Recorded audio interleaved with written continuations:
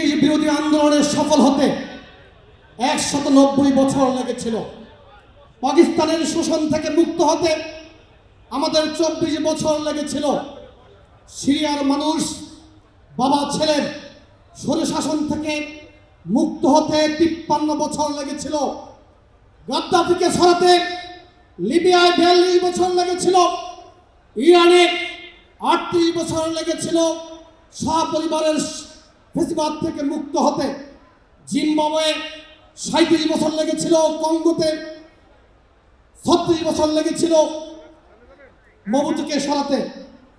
এগুলো সকলেই আমরা জানি।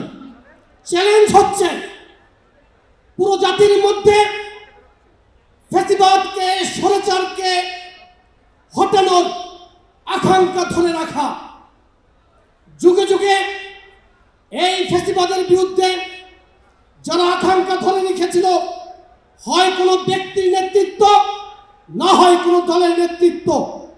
আল্লাহর অশেষ রহমত, বাংলাদেশে দুটোই ছিল। বিএনপির নেতৃত্বে গত 16 বছর বাংলাদেশের মানুষের হৃদয়ে গণতন্ত্র পুনঃপ্রতিষ্ঠিত করার আকাঙ্ক্ষা জাগ্রত করে রেখেছিলেন।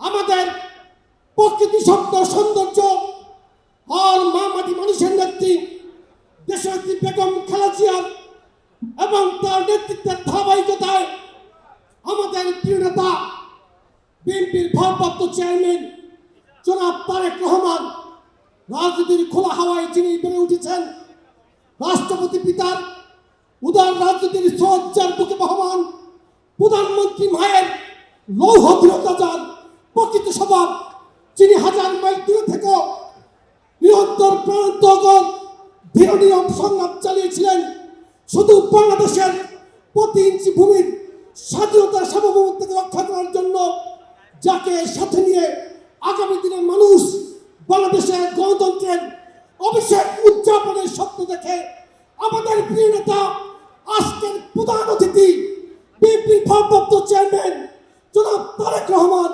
এখন বক্তব্য রাখবেন।